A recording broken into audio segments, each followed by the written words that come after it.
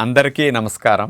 June 21వ తేదీ అంతర్జాతీయ యోగా దినోత్సవ సందర్భంగా మనందరం కార్తీక మాసం ధనుర్మాసం లాగా జూన్ మాసాన్ని యోగా మాసంగా గుర్తించి నెలంతా శారీరక మానసిక ఆరోగ్యాన్ని పెంపొందించుకోవటానికి నిజ జీవితంలో యోగాను ఒక భాగంగా చేసుకుని అందరూ ఆచరించాలని మన ప్రధానమంత్రి శ్రీ నరేంద్ర మోడీ గారు మరియు ఆంధ్రాను యోగాంధ్రగా మార్చాలని ఆంధ్రప్రదేశ్ ముఖ్యమంత్రి శ్రీ నారా చంద్రబాబు నాయుడు గారు ఇంటింటికి యోగా చేరాలని సంకల్పించారు.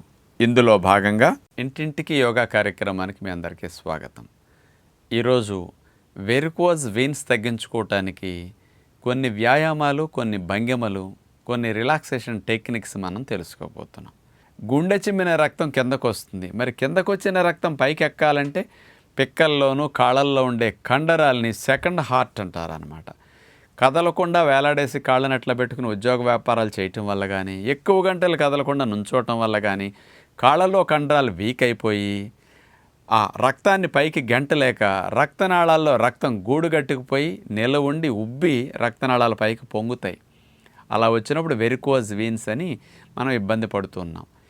కాళ్ళల్లో కండరాల్ని బలోపేతం చేసే వ్యాయామాలు వెరికోజ్ వెయిన్స్కి మంచి సొల్యూషన్.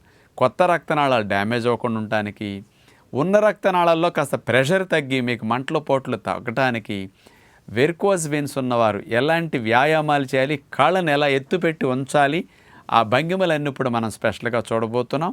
మొట్టమొదటిది, రెండు కాళ్ళని ఒక 2 అడుగులు 2.5 అడుగులు దూరం అట్లా జరిపేసి నుంచున్న తర్వాత కుడి పాదాన్ని స్ట్రైట్గా అట్లా తిప్పుతాం. ఎడం పాదం అలాగే ఇటువైపు ఉంటుంది. మన నడుము కూడా అట్లా తిప్పేసి చేతుల్ని భుజాలకు సమాంతరంగా అట్లా చాపేసి కుడి కాలు బెండ్ చేస్తాం. ఎడమ కాలుని మోకాలు వంచకుండా అట్లా పెట్టి ఉంచేసి ఈ రకమైన భంగిమ పెట్టేసి ఉంచుతాం. బాగా మజిల్స్ అయి బలపడతాయి. రక్త ప్రసరణ తొందరగా రక్తనాళాల్లోది చెడ్డ రక్తం పైకి వెళ్ళిపోతూ ఉంటుందన్నమాట. ఇలా కొన్ని నిమిషాల సేపు ఉండొచ్చు, పెద్ద కష్టం అనిపించదు, సులభంగా ఎక్కువసేపు చేయగలుగుతారు.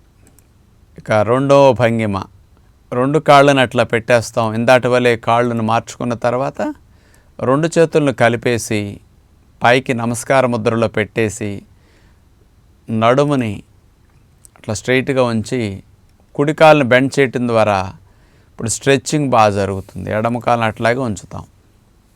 చేతులు పైకి ఎవరో లాగినట్లుగా స్ట్రెచ్ చేసి ఉంచాలి. అప్పుడు అబ్డామినల్ మజిల్స్లో మంచి మార్పు వస్తుందన్నమాట.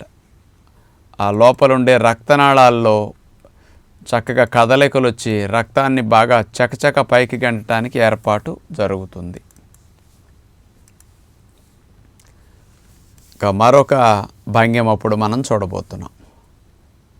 శరీరాన్ని కాలు మీదే బ్యాలెన్స్ చేసే భంగిమ ఇది. ఎడమ కాలు ఆనిచ్చేసాం, చేతులు చాపేసి నడుమును ముందుకు ఉంచుతూ కుడి కాలుని పైకి అట్లా లిఫ్ట్ చేస్తాం, మోకాలు బెండ్ చేయకుండా. ఇలా బ్యాలెన్సింగ్ పోజులు అట్లాగే కదలకుండా ఉండాలన్నమాట మనం. ఇలా ఉన్నప్పుడు వృషణాల భాగంలో ఉన్న రక్తనాళాలన్నీ వ్యాకోచించింది, రక్తం త్వరగా గుండె వైపుగా నడవటానికి అవకాశం ఎక్కువ కలుగుతుందన్నమాట.